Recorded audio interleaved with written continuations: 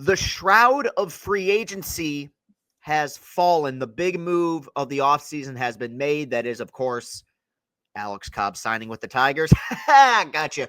Now, obviously, we're talking about Juan Soto going to the New York Mets. And today on Chris and Company, we are going to have our Mets authority. That is Mark Luino, a.k.a. GiraffeNeckMarc.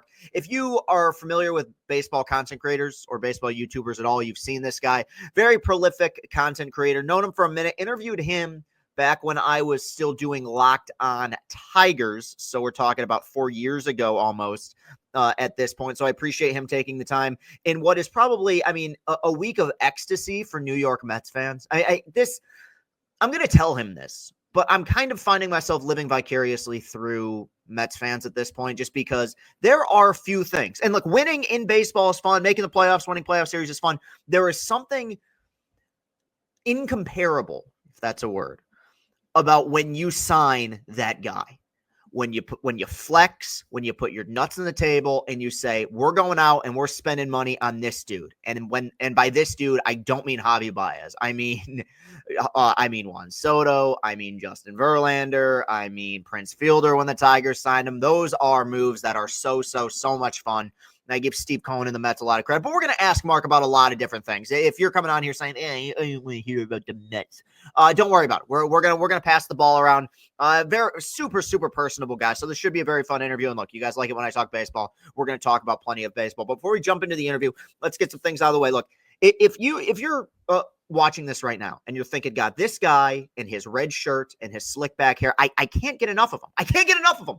Well, here's what you can do. All things Castellani related, you can go to CastellaniContent.com. There is your one-stop shop for everything that Austin and I have created. It's got blogs, it's got podcasts, it's got vlogs, videos, Tiger videos, Michigan basketball. We're in full swing with hoops season right now. We're going to be doing some more movie review stuff. I'm going to pitch this idea to Austin and I want to make sure that he's on board. But I think we're going to be doing a Chris Finally Watches series, which is a series of me watching and reviewing classic movies for the first time. I watched Requiem for a Dream for the first time the other night, which probably explains why I'm in such a chipper mood, because that movie's so happy and upbeat. But CastellaniContent.com, on Twitter at Castellani2014, Instagram, TikTok, all that stuff is there. Links can be found on CastellaniContent.com. So just go to that website. You'll find everything that you need. If you're watching this podcast on YouTube, hit that like button, hit that subscribe button. Let's get those watch hours up. Hit that little bell so that way you are notified every single time that we make a video or podcast. Find us on Apple Podcasts. Find us on Spotify. I'll save this for the end. So I don't want to soliloquy ramble for too long. We are officially done with the prologue, and let's get to our interview with GiraffeNeckMarc.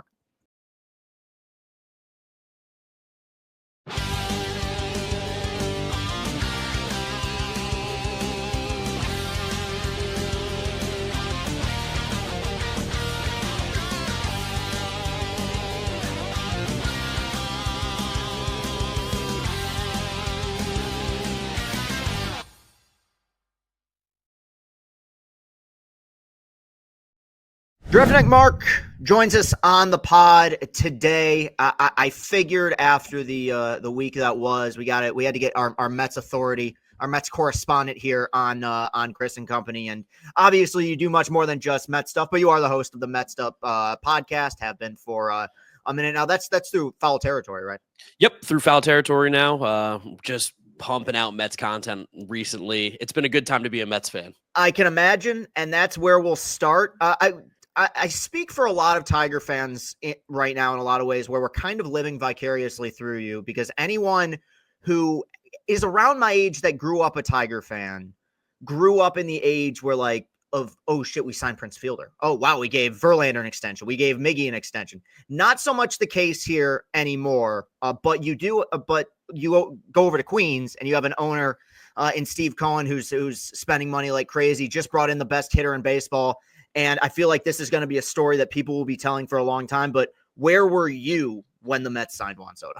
So I was in this exact seat. I was actually streaming with a buddy who's another Mets fan who does Mets content, Wardy. And he's like, hey, can I have you on just to talk about Juan Soto and stuff as the day's going on? I'm like, sure. But as soon as the news breaks, I'm out. I'm like, I got to make my content. I got to get out of there. So we're we're talking. I'm in the middle of a conversation about, I think, other options that the Mets could be going after. And he starts screaming and yelling, saying, "Oh my God, they did it." And then you see my face, my reaction, let out a scream. And then, just locked in, called my dad. It was a pretty amazing experience, to say the least. For sure. And it's not the first time that Cohen's done something like this. In fact, the last time you and I talked was when I was doing Locked On Tigers. So this was like slightly post-COVID, but the world's changed a lot since then. But you guys had signed Lindor. So you'd gotten an indicator of like, this is what it's going to be like. But this one, I think symbolically is so different. And I've seen so many Mets fans talk about it, understandably, in the way where it's not just that you went out and you got the best hitter in baseball for 15 years. It's that you pulled him away from the Yankees too. And so does this, I feel like there's such a seismic shift because I can't think of a single instance in my lifetime, at least, in which we've seen something like this, where a guy has a transcendent season for the Yankees and chooses to go to the Mets. Do you feel like, outside of just the obvious like production that it gives to the Mets roster, that there is something a lot bigger to this outside of just what he might add to the team? Yeah, major. And I know it's kind of like a little bit cheesy to talk about it in this way, but the idea, at least for me, for the 28 years I've been on this planet, it's been the Yankee City. New York has been the Yankee City. And listen, there's still a lot of things the Mets need to do in order for that to ever change. And it probably never will, because the Yankees are just a little bit different. But the idea now that the gap is closing, the idea now that the Yankees are not the same team that they once were. They don't have the same reputation. They're not the Bronx Bombers anymore. They're not the evil empire. You've got the Dodgers who've now taken over that. But inside the context of New York City itself, there's going to be a huge shift here. The fact that Juan Soto chose, and I think that's so important to say, he chose to come to the Mets. The only reason he ever played for the Yankees was because he was traded there. When given the option, he said, "I want to go to the New York Mets for $5 million more." That's not a lot of money over the grand scheme of his contract. It's at least I think from the fans' perspective, it was like very cathartic. And like, I think every Mets fan let out a huge scream of relief of like, oh my God, not only did we get this guy, but like you said, we got him from the Yankees. That does not happen. The Mets don't beat the Yankees like that. Did you feel like coming into the offseason, considering where you guys were at financially and considering the year that you just came off of, which we'll talk about in a minute, making it all the way to the NLCS, did you get the impression that the Mets were the favorites? I did. I thought from the beginning that the Mets were the favorites in my predictions. I said, I think Juan Soto signs with the Mets. And truthfully, it was by the skin of our teeth. I thought we were like 55% and the Yankees were 45%. Like, it was very, very thin. And I really did think it was going to come down to the fact that Juan Soto all offseason, all year long, had been saying he wants to be the highest paid player. Whoever gives him the most money, that is where he signs. And while Toronto, I think, technically came cleose and the Red Sox were involved, I think we knew it was a two-team race between the Yankees and the Mets for if he really wanted to reach that level of stardom and just notoriety that he clearly seeks. So for me, Steve Cohen had said it too. We're going to spend the most money. We are going to be the top bidder. It was difficult because, PTSD as a Mets fan, just knowing that we don't do this. We don't get this very often. But Steve Cohen has shown time and time again, when he wants someone, he goes out and gets them. Ohtani was the only guy that he's really missed on in Yamamoto, and that was because they simply didn't want to be in New York. But at the end of the day, Cohen executed his plan like he said he would. Soto took the most money, and that just, luckily enough, is the Mets. I also feel like as rich as Cohen is and as rich as the Dodgers are, there wasn't going to be a way for a team to employ both Soto and Ohtani on the same roster with those contracts. So after, I think the Dodgers went all out with their offseason last year, I figured had there have been an alternate universe where maybe you guys got Ohtani and Yamamoto, then Soto probably would have been more likely to go to Los Angeles, I think, with things playing out the way they did. And that's why, look, Scott Boras, it's why he's the most player-friendly agent in sports, is the fact that, and we're, unfortunately, I can see it coming a mile away with Tarek Skubal, what's going to happen in a few years here, where he wants these guys to get to free agency. And you brought up Toronto and you brought up Boston. Boston, I think, threw their hat in the ring. Toronto, I think this is the second year in a row in which Boras used, or it was somebody's agent used Toronto as a trade, or as a tool to bump the asking price up. I don't think that Toronto was ever realistically in play for these guys, but it obviously worked out perfectly. Really, like you said, pretty incredible thing to see as a whole, kind of the seismic shift across baseball. And you mentioned like the change in regards to the way the Yankees are viewed. And I think that I tweeted that out, and it's a good point that you made, where like the Yankees have success. They're in the playoffs every year, right? They are by definition, a well put together, well run organization. But as I've pointed out, if you are around our age, you're 28, I'm 29, like and you've been watching sports for 20 something years, you've seen the Dodgers, the Astros, the Cardinals, the Rangers all have a lot of success making it to the World Series, winning World Series, and Yankees have 09 and they made it to the World Series this year. But I think the mystique, or as the kids say, the aura of playing for the Yankees, probably it's still a thing, but I don't think it hits the way that it once did, especially with the playing field being as level as it is in baseball now, with teams willing to spend the way that they do.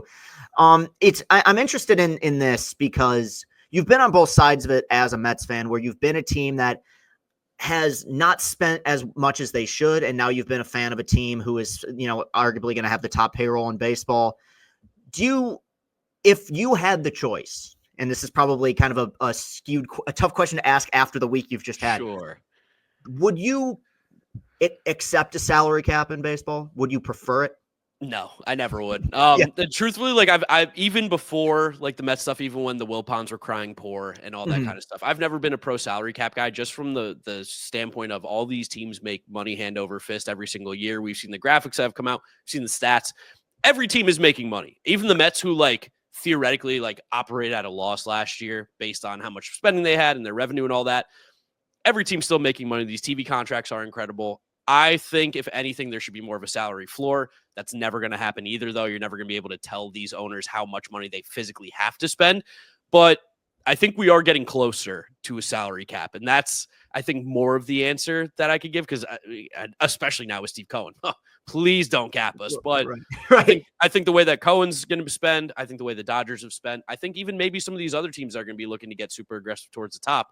You are going to start to see organizations and owners complain, just because now it's starting to get into the conversation of, can they actually compete? Like Juan Soto just got more money than the Reds owner is worth. Like that's something that owners are terrified of right now. Yeah. And that's one of the reasons why there were a few owners that were against Cohen even buying the Mets in the first place, which when I heard that, I'm like, God, I hope he buys this team, because I don't like it. And I've gone through it here in Detroit. I don't like it when owners play poor. I understand that there are teams, like you're in New York. New York's obviously a massive, massive market. I am the biggest market. But when you look at how much the Rays owner is worth, a lot of teams could spend, maybe not the way that you guys spend or the Dodgers spend, but they could spend a lot more money than they do. And I think the small market, big market debate is sometimes kind of a straw man thing, because I've pointed out before, San Diego, I think, has the 24th biggest TV market. They've got the third highest payroll. It's kind of crazy what happens and the draw that you become when you add Machado and you extend Tatis. So no, I'm with you. I don't know if it will happen. It would be very interesting if it did. And I was thinking about this the other day with Soto, in the sense that I think it's going to be kind of the last contract of its kind for a while, because I was looking across baseball of who's the next guy who's going to get anything close to this. And we've got Ohtani locked up.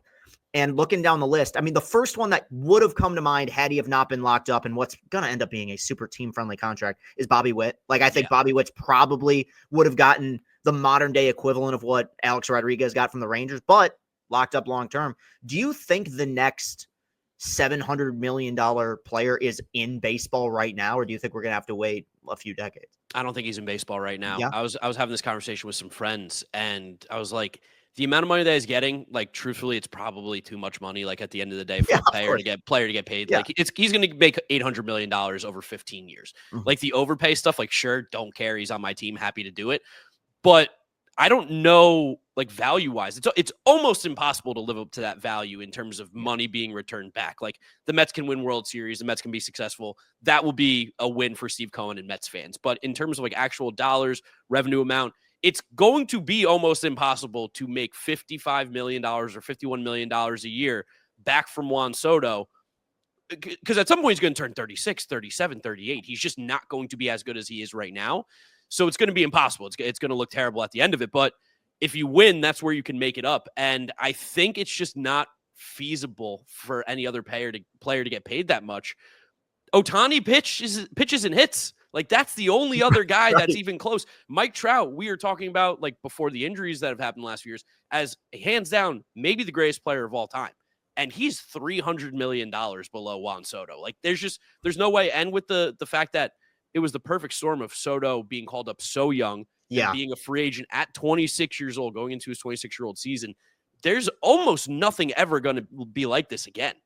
It's so smart that you bring that up, because I think we've seen, I guess I don't know if the Braves started this, but they kind of perfected it. The sign guys for their prime years type of thing. Yeah, this blood oath that Anthopoulos keeps making with these players, where he's signing them for cheap to play through their prime seasons. But like, smart move. And we've seen other teams do it. The Brewers did it with Jackson Chourio. The Tigers have done it with Colt Keith, where they signed him to an extension before he even played a game. I think that is the way of the future, and would have been the case with Soto had he have not been superhuman and debuted at 23, 24 like everybody else. The fact that he came up at 19, like, was hitting right away.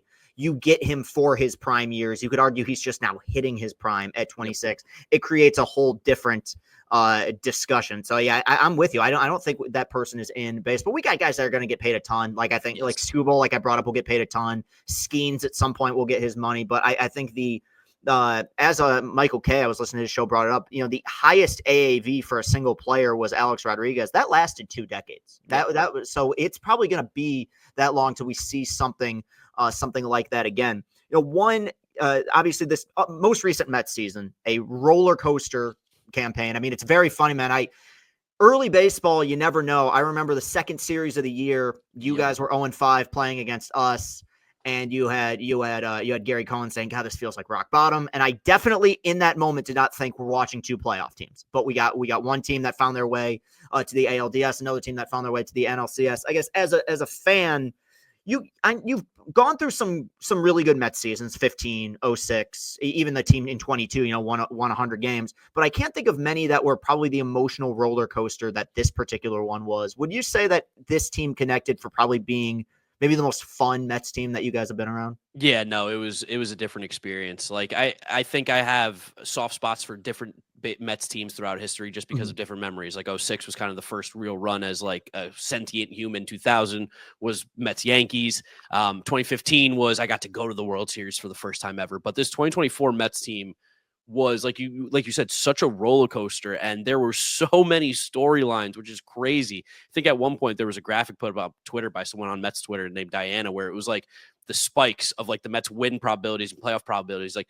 this is when Jose Iglesias came up. This is when Mark Vientos hit the home run. Grimace, like the Seymour Wiener, like all this insane stuff that truthfully you almost can't even make up, because if you did, you'd be like, this is ridiculous. Like, this is a bad movie that we're watching. You're just coming up with things and making up out of nowhere.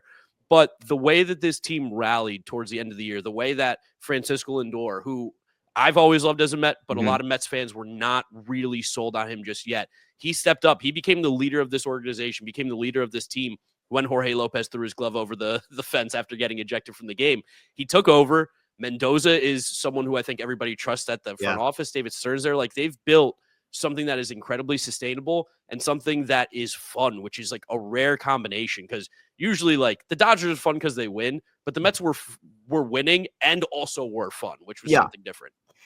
Lindor is the man, and he's so good, man. I loved him in Cleveland, even though he killed us, and I'm glad to see him succeeding in New York, and I'm glad he had the year that he had, because I think I tweeted out mid-season, I'm like, this guy is going to be one of the most like, he's going to be in the Hall of Fame, like, and people I feel like aren't really talking about it, and now he had this transcendent year a year ago, not to mention like every clutch hit, I swear, was like, whether it's end of the regular season, the grand slam against Philly, like, just a remarkable campaign. But one guy that you mentioned, because as a Tiger fan, over the last decade, we've dealt with a ton of players who have left Detroit.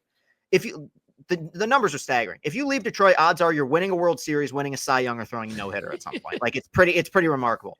But one guy who, real talk, I didn't think was still in the league, and wasn't for about 2 years, was Jose Iglesias. And so when I had people in my Twitter mentions who were sending me videos of him hitting home runs, of him performing, oh my God, saying, is this the same guy? Like, he's still playing? And I remember him in Detroit. Look, he's moved to second now, but elite defensive shortstop. Yep. Wonderful defensive player.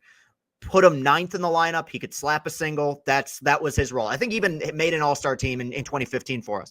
But him becoming a New York Mets folk hero was not on my 2024 bingo card. I mean, just talk about how much of a surprise and how much of a shot of adrenaline like he provided that team throughout that season. Yeah, I think like a guy like Jose Iglesias is kind of a difficult one at times to roster because he is like you said, he's going to hit ninth. He's sometimes going to be your 24th, 25th man on the team. Right. And he has such, I don't want to say an ego because that makes it seem negative, but he has such a personality that is that of someone who's one of your main players. And I think for this Mets roster that was so tight for so long, like just tense, a lot of pressure, he kind of came in and just like let everybody, like remind everyone, like, we're playing baseball. I was just in the minor leagues. I thought my career was over. I made a song because I thought I wasn't going to be able to play baseball any longer in my career. I wanted to have a backup plan, just kind of let everybody kind of take a deep breath, loosen everybody up. And he kind of gave a different form of leadership than you see from a lot of the guys on this Mets team, just from being around the team and being inside before. Like, Lindor is more of a leader in the way of like lead by example, show you what I'm doing. I think he's changed a little bit more now, being a vocal leader as well. Pete was a guy that kept people loose. Nimmo was a guy who was like, I'm going to play very hard every single day. Like, they did their different roles. But for Iglesias, he kind of, I feel like, was like the glue that brought everybody together and connected what could have been maybe a little bit of a cliquey clubhouse into one that was like one and very cohesive. It was, I loved following the season as a whole because, like you said, the amount of like random checkpoints of, okay, now he's performing at the ballpark. Now there's Grimace. Now there's Hawk to a Girl. I mean, I remember saying during the playoffs, there was a video of Grimace hopping on the subway train in New York, and people were just like, it was hilarious. And I remember saying to somebody, like, imagine showing somebody this video before this season out of context, trying to explain like what this meant. And yeah, no, I was happy for Iggy. I mean, that was really an incredible story. And any team that makes a deep run, and you've seen it with every group, has that spark plug that comes out of nowhere, and he was that guy. You know, somebody else who'd been, you know, such a vital part of the Mets organization for so long is Pete Alonso. Kind of at a crossroads with him right now, hitting free agency. I think I know where it's headed, and honestly, I think the Mets kind of, there were things coming out about where it was potentially headed during the season. Now, he had a huge October, hit the massive home run against the Brewers. Do you think that his time as a Met is done?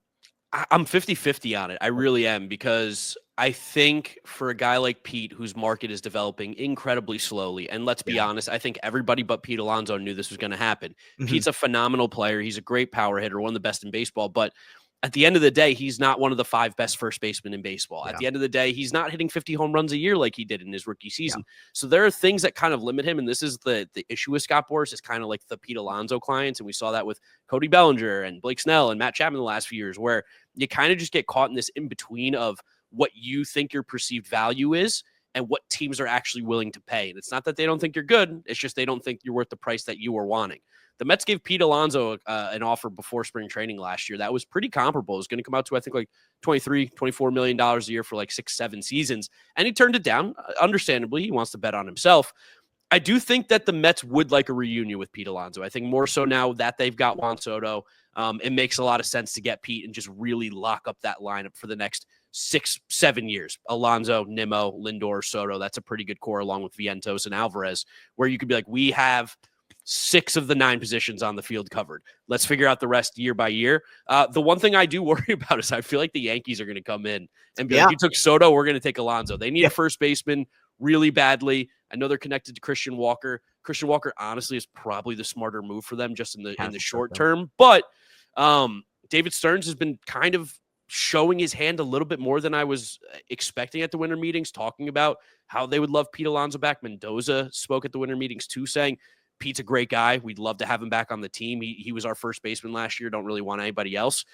I think it's more likely because they signed Soto that they bring Pete back than they don't. So it's still 50-50 though for me. Yeah, and that's fair. And I could definitely see a future in which they bring him back. It's just, it's so difficult to gauge with Boras clients because, like you said, I think one of the reasons why players love him is that like he instills a lot of confidence in these guys to bet on themselves. I remember the first experience that I had as a fan was after Max Scherzer won the Cy Young in 2013 in Detroit.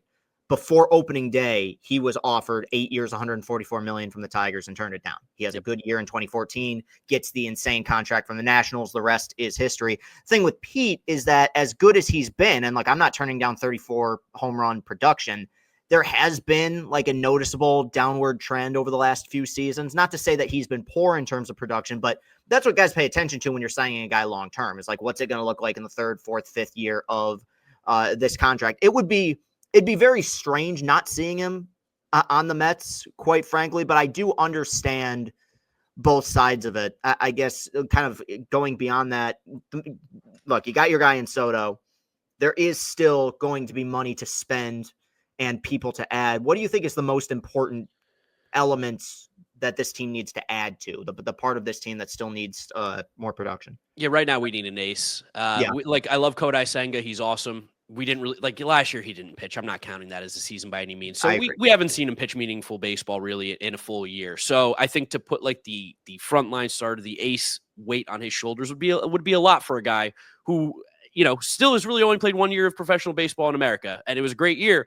But he's going to have to make adjustments, and we saw even like last year, it was just he wasn't as sharp. But I think with Crochet on the market, I don't think we're truly in on Corbin Burns, and I don't think Max Fried is really that much more of an ace than Kodai Senga even. So I think it's like Crochet. I think we're looking at Luis Castillo. I think that's the place to go where we need another frontline starter that can really just be the workhorse and be the stopper for this team. Because you're still going to lose. Even if you're one of the best teams in baseball, you're still going to lose 60, maybe even 70 games a year. So like we need a stopper, and that could be the difference maybe between being a wild card team close to first place and winning the division.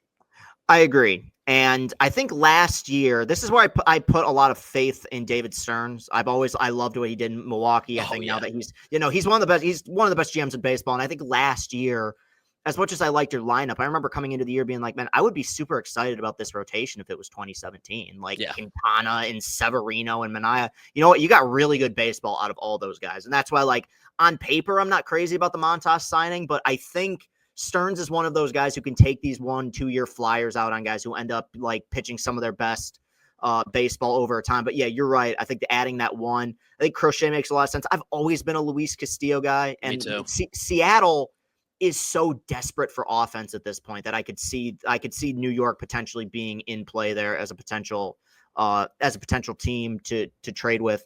I think moving on a little bit, just kind of baseball as a whole, because you cover a lot more than just the Mets, but it looks as though the golden at bat rule has been shot down by Rob Manfred. My whole theory about that from the beginning was, and we've seen this before, an idea just leaks as kind of a, let's see what the fans' reaction to it is. And then in this particular case, it gets immediately shot down. I mean, I guess it's so negatively received.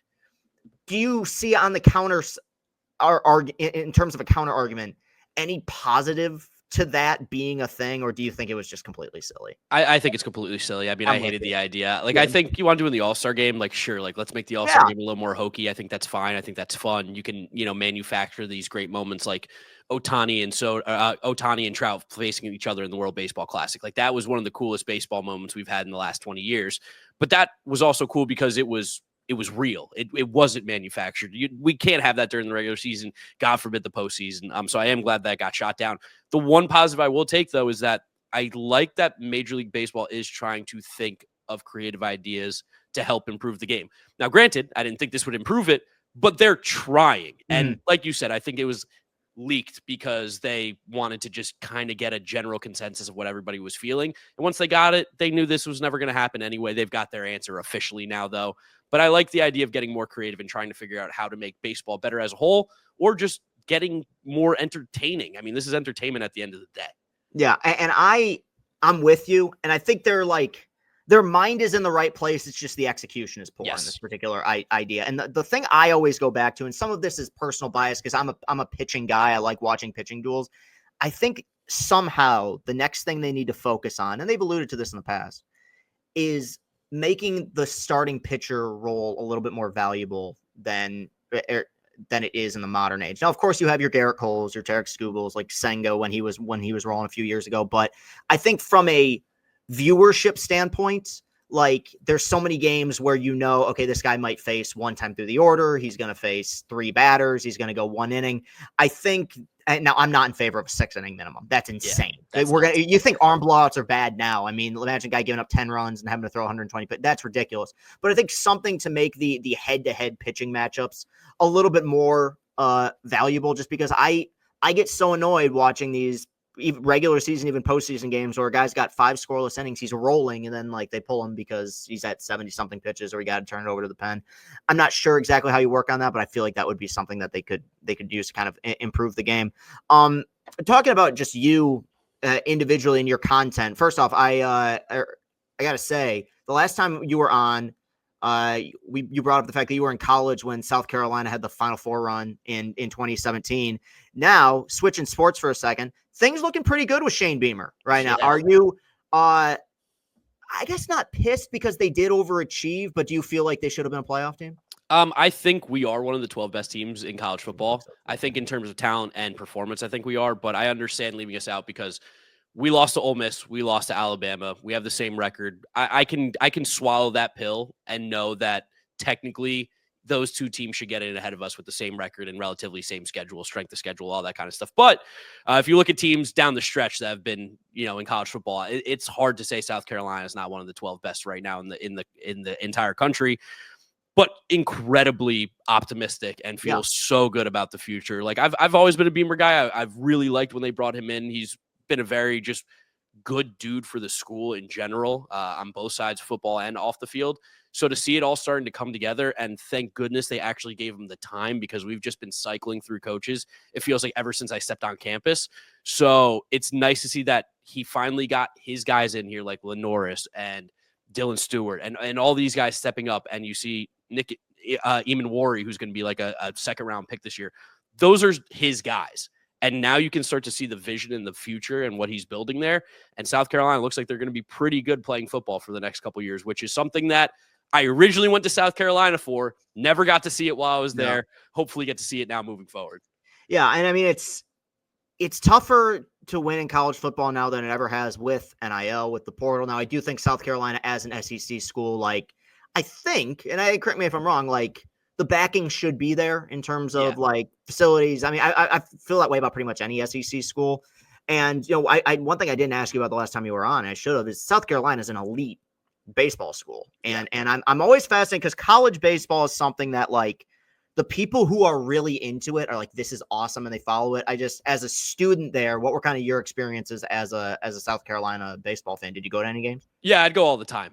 South Carolina does a really cool thing where all student tickets are free. So it was free to go to baseball games. We have a student section at the baseball stadium, which is really cool. It's like a really nice ballpark. Like, I think it's got like 5,000 to 10,000 seats. Like, it's a pretty sick place to play and watch. And I loved watching the games. I got to see like Alex Bregman as a freshman playing for LSU, going up against South Carolina, or AJ Puck for Florida. So you see a lot of really good and talented players, which is also another thing as a just baseball nut and a guy who's obsessed with the draft. It was really cool to get up close and personal with these guys in a different way than you ever could prior. But yeah, the baseball culture down there is crazy. Like, the fans are insane. They go nuts. They scream at the umpires. They hate the coaching staff. Like, I don't know if there's many schools in the country whose baseball coach has to have press conferences after games to explain the decisions that he made. They will come at you like crazy, especially with winning the back-to-back natties like in the early 2010s. It's a very baseball hungry state and school. So as a baseball crazy person, that was a little pleasant surprise to see how big the college baseball culture was. It is crazy, the separation, because like I'm up here in Michigan, and like Big Ten baseball is fine, but it's just, having been to Omaha and having experienced a lot of that stuff, like it is like a college football atmosphere, like just a more intimate college football type of vibe. It really is a lot of fun once you get into it. Yeah, you were at that. You brought up those Florida teams. I think that was the you said that. I think that rotation. I think it was AJ Puck, Brady Singer. Yeah, it was disgusting. And Alex Faedo, who ended up going first round and was College World Series MVP. Yeah, they won the championship that year, and understandably so. You went to South Carolina. If you don't mind me asking, what was your major at South Carolina? Advertising. So did you have? I feel like that's a good major to have as somebody who's in the content game. Was your plan to always go into being a content creator or podcaster? Was this your side gig to start? What was your original dream? Yeah, so my South Carolina experience is crazy. My college thing is nuts. Like, I went to school as a business major originally, and I actually started my own business while in the summer going into freshman year of college. And that did really well to the point where I was no longer going to classes while I was on campus. Oh, wow. So my grades plummeted. I mean, I was like on academic probation and stuff. And it was just because I could either make money today or I could go to class and learn about, like history, like Latin American history Yeah. for a major that doesn't make any sense. But for me, like my grades plummeted. I got kicked out of the business school. I had to get my grade point average up high enough so that I could then transfer into another school inside of South Carolina. I eventually found the advertising major because that was the lowest GPA that would allow me. And like, luckily for me, if all this stuff didn't end up working out, that was something that I felt comfortable doing. I learned that like I liked being creative. I liked creating things. That's where my brain worked best. I'm not a sit down at a desk guy and do work. I'm a get out there, make things work with other people. So yeah, up until like the YouTube thing was very much on the side. It was very much like a passion project, a hobby that I hoped could eventually turn into something one day. But if it didn't, like I was interviewing for jobs in like April and May, right before I graduated, looking to get jobs in the in the advertising world. And then luckily, with the start of the baseball season in 2019, my channel took off, and I was like, actually, I think I'm just gonna do this for as long as I physically can. When still doing it, so must be doing something right. That is, I love stories like that, especially in the content game. And I mean, it is a difficult grind. Now, in terms, I didn't know that about the business. What, if just out of curiosity, what kind of business had you started that was, kind of popped off for you? Yeah, so I had this website called the Pack Market, and it had to do with FIFA Ultimate Team. So at the time when you played FIFA Ultimate Team, you'd buy these packs of cards, and if you got the players in there, you could sell them for coins, buy more players, or essentially, if you pack Ronaldo, you can now have Ronaldo on your team. So I, in high school, took a computer like science class. There's this kid who sat in front of me who was super smart. I was like, hey, would it be difficult to make a website where we create our own packs and I give you what's inside that pack in the game of FIFA? And he was like, oh yeah, no problem. Like I could do that in like a weekend.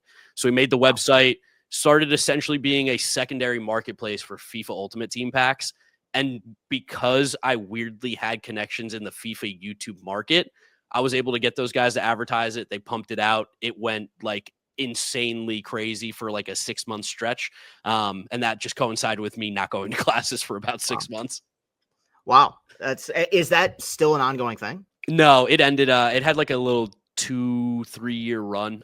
EA Sports made it super, super difficult for me to do what they did. They're hip to it. Like I've even spoke to the guy who was a part of it and part of the, like, I don't want to say like taking down of what I did, but slowing down what I did. And he was like, yeah, like, we know how much money you guys were making. We're like, that's not cool. Like, no way. That's our money. We want it. So we made it hard for you.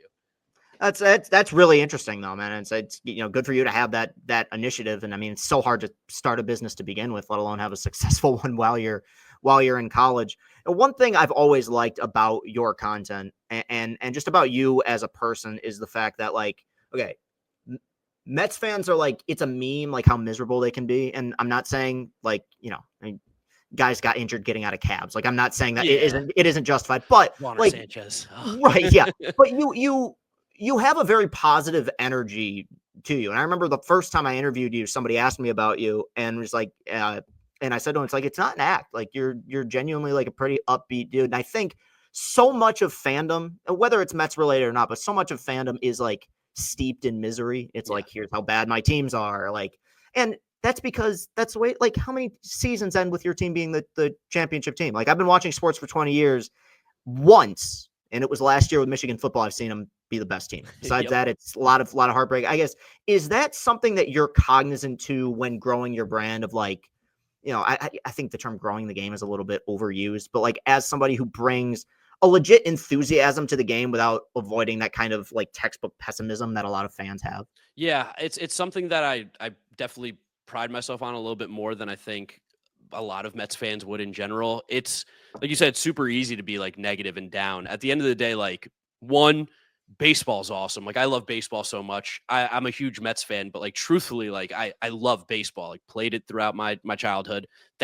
I'm getting to now do this as my job. So for me, I feel like, one, it would be a little bit tone deaf if I was ever negative, because I'm talking about baseball, watching baseball, telling people about baseball for a job. This is the dream. If it's not playing the game, this is all I could ever ask for. And then two, I've had 28 years on this planet. I've literally never seen a championship in anything in my life.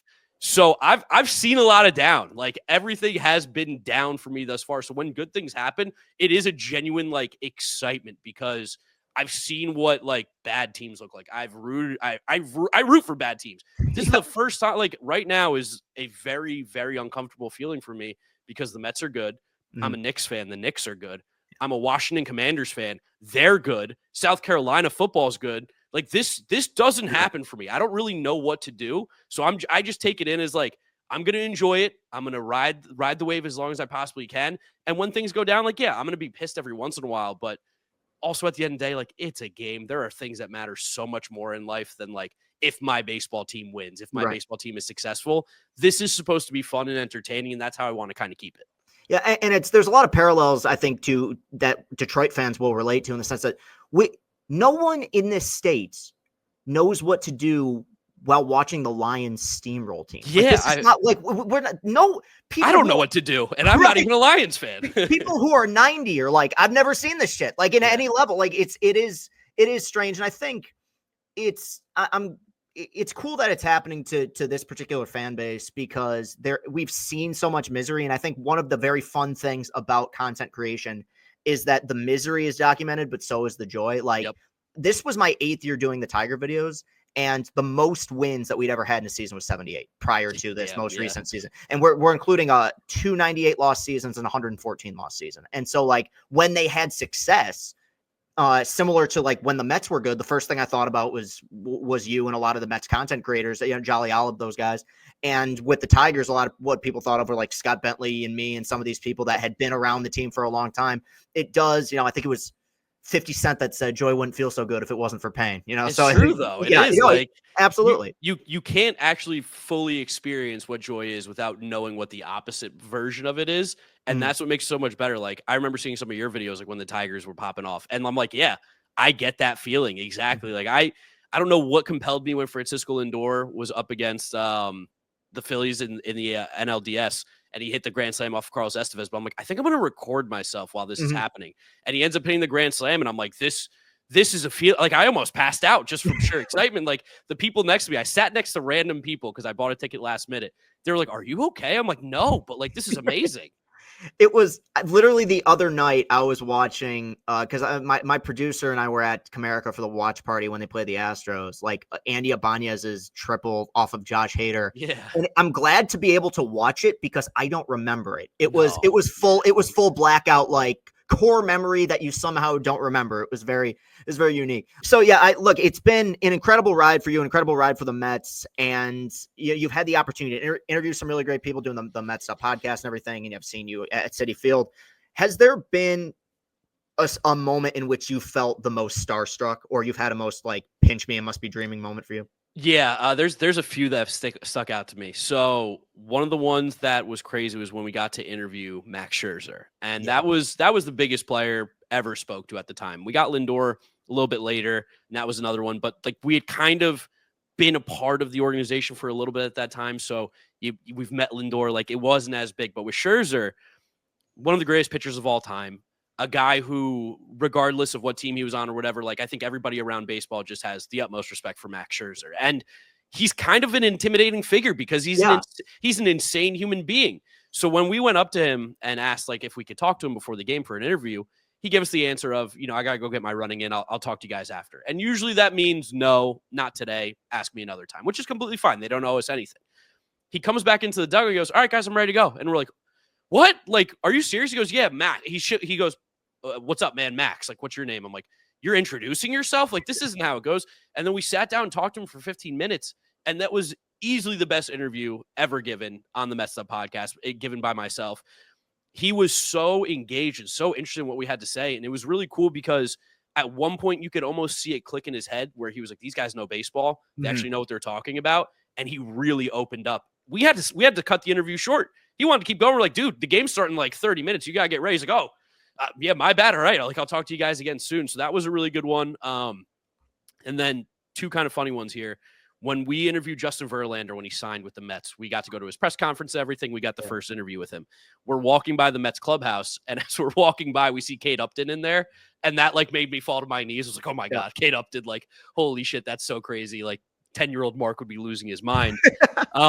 And then we got to be a part of Old Timers Day, and we got to talk to a bunch of players. We got to go to the breakfast with all the old time guys there while they were shooting the shit and whatever. And for me, Mike Piazza is my favorite player of all time. I didn't say a word to him, but I saw him walk in, and I was, 5 feet away from him, and I could have said something. And that to me, I was like, oh my God, like it's happening. This is the moment. That was a pretty unbelievable experience.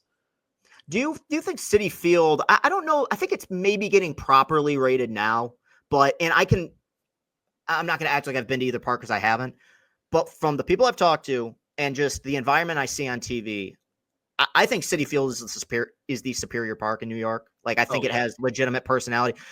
I think it's now because of the playoff runs you've had becoming more properly rated. Do you feel like for a minute it was maybe a little bit overlooked as what seems to be like a really well put together ballpark? Yeah, super. I think it's, again, I'm a little more biased, but I think it is one of the nicer ballparks. I've been to about 20 in Major League Baseball. Wow. Citi Field does rank towards the top for me. It's not my favorite, but it's definitely up there. And in terms of New York ballparks, I mean, it crushes Yankee Stadium. The only thing that Citi Field truly lacks, in my opinion, is that there is nothing to do around the stadium before the game. Like, you kind of just show up to Citi Field, you go to the game, and you leave. Where Yankee Stadium has a bunch of bars like Billy's and Stands outside, which are a great time. Or you like PNC is my favorite one that I've been to out in Pittsburgh. And it's just the fact that they have that whole street, they close down, they have restaurants, they have bars. Like, there's it's a whole experience where going to the Mets and Citi Field, you lose a little bit of that because it's in the middle of Flushing, Queens. Yeah. You're surrounded by, chop shops and construction going on. So there's nothing to really do. But in terms of actual experience at the field, there's not a seat in the stadium that I think is bad. I think every seat's good. The food is incredible. I know they win awards year after year for having the best food in all of Major League Baseball, all of sports. And they do a really good job. Like, that's one thing on the production side we got to see is how much work and effort goes into just the in-game experience for fans. And I think the Mets do maybe the best that I've ever seen. I think the in-game experience with games moving faster than they've been is like more important than it's been. Like, I think that there's less downtime, so making sure that it is engaging for people when they're watching the game is an important thing. Yeah, no, it seems like a wonderful park to me. And going back to the interviews or that you did with Scherzer and Verlander, I think both our fan bases have experience with this. Obviously, outside of being two of the best pitchers of all time, they're probably my two favorite pitchers to listen to talk about pitching. Like, they're so smart with how they know their bodies, how they know the game, and the fact that, like, Verlander is still out pitching guys that are like 20 years like below him at this point. Like, it's interesting to kind of listen to them talk. And I think that they're in a lot of ways like the last of their, like, the year Verlander won the MVP, which in the grand scheme of things isn't that long ago. He pitched 251 innings. Yeah, it's like crazy. Scooble, who I adore, and I understand the game's changed, pitched 192 this year. Like, it's insane how much like their philosophy as pitchers differs in terms of kind of this, like, high velo, high spin rate, revolution that we're in right now. Like, I always bring this up, but Verlander, when he was at his best, what made him so good is that he would start every game at like 92, 93, and then finish at like 100. Like, it's just, and I think you guys went through it with DeGrom, where in that early, like, he would lead off games at 102, and it's just over time, that's not super sustainable to your body. That's the other person I wanted to ask about, because like DeGrom to me, and I'm sure was definitely the same with you, for several years was like, I'm making sure to have the Mets game on just in case. I got to see what DeGrom does. And I remember at the beginning, right before the injury of the 21 season, he was on a run where like he was putting up literally, I think he had a point where he'd driven in more runs than he'd allowed through the first month of the season. And he had the complete game shutout against the Nationals at the time, where I'm like, it was on par to me with Kerry Wood's 20 strikeout game in terms of like just stuff that he was featuring. Now that he's gone to the Rangers, and I'm not going to say it ended ugly, but there was just kind of a bizarre ending to his time in Queens. What's your stance on Jacob deGrom now, and kind of like where he's headed in the future? I miss him. I miss him every day. I mean, like what he did was special. I've never seen that sort of dominance before, especially on my team. He was the best pitcher in baseball for 3, 4, 5 years. He was dominant, and it was in such a fashion where there was never a doubt. There was never a bad game by him. When people like, I'll never forget, Jazz Chisholm hit a home run off Jacob deGrom, and it was a pitch at his eyes, and it wasn't mad at Jacob deGrom. It was like, wow, Jazz Chisholm just did that. Oh my God. Like, when people accomplish things against him, It was never a slight at DeGrom. It was I can't believe they just did that. I have no bad feelings for him. I'll still tweet out, every couple months, like 3:00 in the morning, and my feels be like, I miss Jacob Yeah. DeGrom, like coming out to Simple, man. I wish he could have stayed. I totally understand why he didn't. It really didn't make sense for the two sides at the time to do that. He's the man. I know there are some Mets fans who are pissed at him. I could never be that guy. Like whenever, if ever he does pitch against the Mets and it's at Citi Field or whatever, I will be giving him the loudest and largest standing ovation. And I think most fans will. I mean, Yeah. especially over time, like the quarrels of free agency and that stuff kind of like just kind of withers away. I mean, the guy for so long, and there's something about pitchers, man, like, because you guys have great players, you have Lindor, you got Soto, but there's something about that, like, of that every fifth day event that comes with, like, dude, you went through it with Harvey for a little bit, but then obviously like during his prime DeGrom, where it's like there's four out of 5 games, it's whatever.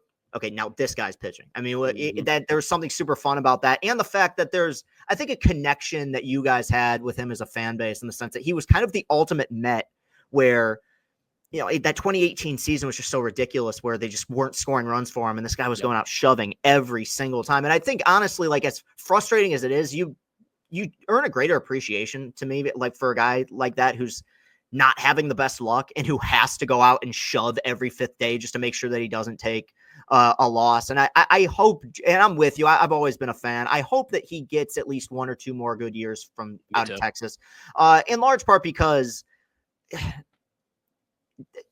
to me, that's a Hall of Famer. Like, when I watched him pitch, like the aura and the level that he pitched at for so long, I'm like, man, the idea of him not being considered one of the best is crazy. But you look at the cumulative numbers, he's going to be an interesting test. Like, I think Johan Santana probably could have been like this as well, where he's not going to have any of the cumulative totals. He doesn't even have 100 wins yet, but like for a long time, the guy was unhittable, like for a brief period. So yeah, it'll be interesting. Going into 2025 here, not just for the Mets obviously have huge goals, but you personally, do you set like content goals for yourself or personal goals for your channel, or is it more so like, the chips will fall where they may? It's honestly a little bit difficult, I think, at times to set content goals, and from the idea of that, like, a lot of things I can't physically control, right. And I think it will cause me unwanted stress. That I try to have zero stress in my life. Done a pretty good job of that, so I don't want to add anything to it. But for me, like, what keeps me hungry isn't necessarily like chasing a goal, but it's just like the ability of growing what I've been able to do and making that more sustainable, and seeing the ideas that I want to try be successful. Where, like, I could say I want to have 500,000 subs by the end of the year, but like YouTube kind of doesn't really prioritize subscriptions anymore, so that makes it a little bit harder. Or I want to get all these views or whatever, and it's like you might have one video that could actually get you there, but the rest of them are garbage and don't actually matter. So to me, I'm not a huge goal guy in terms of like hard set numbers, but the idea for me of like, I want to be better off than I was the previous year. I want more people to be theoretically watching my videos. I want more people to care about what I have to say. I want to be able to travel more and do more experience videos and stuff like that. Those are more of the kind of goals I set rather than like number ones. Yeah, and I think in the content game, what is so frustrating about that is, and you mentioned it there, is it'll be 9 nothings, and then the 10th one will be like crazy pop up. Like, and there's such a randomness to it. Like, I've made a billion Tiger videos, and yet probably the most well-received thing I've ever done on the internet was a 2-minute video of me smoking a cigarette for the first time. It's like, you never know what's going to connect with people, what the algorithm is going to pick up on. But I think like, and you've done such a great job with it, with your consistency. But like, what matters is the process. Like, if the process of it is good and the execution is good, eventually something's going to hit. And obviously it's hit with you. I really, I've always had a great amount of respect for you and what you've done. I love hearing your story, man. It's really cool. And I paying attention. You are one of the first people I think of when the Mets have success. And, I'm going to continue to, you have a lot of players I just like, just as a team. Like, likable team. So Soto is he's so cool, man. That so you guys awesome. you got 15 years of that shuffle in the box is going to be so, and Lindor has always been one of my favorites. So, and any owner that cares like that, I think it's great. I think it's good for baseball, especially for a team that's had, a lot of downtrodden moments. So appreciate you being part of the show today. We'll make sure to link to all your socials and everything, but you're the best, dude. Appreciate it. Hope to have you on again when Tigers Mets World Series will link back up at some point. Definitely. assuming we carry our weight, which is we'll see. You know, I mean, our big spending so far has been Alex Cobb, but either way, Huge. I know. Yeah, that's the signing. It actually took over the Soto news. I was surprised. Yeah, but, no, crazy. yeah, but no, appreciate it, man. Thanks for coming on, and we'll talk again soon. Dude, anytime, man. Thanks, Chris. Appreciate you. Guys, just a bundle of positive energy. I like it. I brought that up to him. Like it's. I appreciate people who are that optimistic, especially when it comes to being a Mets fan. And I say that with love in the sense that I feel like it's very easy to kind of go through your sports fandom with a level of pessimism. And like this is why I'm happy for Mets fans. Like these guys, they hold out hope. They had weak ownership for a long time, and that now they have a guy spending out of their ass who's literally bullying the Yankees out of signing star players. I mean, how crazy is that? It's got to be a lot of fun for them. And Mark's a friend of the program, and I appreciate him taking the time to hop on board. We'll link to his social medias and everything. I mean, not that he needs. I mean, the guy's got 1 billion subscribers at this point on YouTube. But you know what? He did us a favor by coming on the show. The least we can do is promote his channel as well. So that will do it for the meat and potatoes of today's episode. You can follow this show on Apple Podcasts, on Spotify. If you're watching this on YouTube, hit that like button, hit that subscribe button. Everything you need for what Austin and I create, go to castellanicontent.com. That site is updated basically every day. So if to be honest, as much as I want you to follow me on Twitter and YouTube, if you were to just use castellanicontent.com, you would get access to everything you need basically on a daily basis. We're done with the rookie numbers. Okay. We are keeping the geese flowing. And that's what we do on castellanicontent.com. I don't really know what I'm saying. I think that's a Wolf of Wall Street quote, but look, I'm very proud of the schedule that we have right now. And I think as an independent content creator, that's hard to do. Where just being consistent with the uploads, especially when sometimes you're relying on other people, whether it be guests or producers, but Austin and I are very committed to this. I'm not going to come on here and plead anymore. You guys know that we're trying. I have said this multiple times. I wish I would have tried this hard in the past. I think things probably would have gone a lot better, but you can't undo it. I really appreciate the support from all you guys. Thank you very much to Mark for joining the show today. We will be back next week with another Chris and Company. We'll be back next week with another I'll Say This. Keeping the geese flowing. All right. Love you guys to death. Thank you very much for all the support. Talk to you soon. Peace and happiness. It's an unfair game. We got to think differently.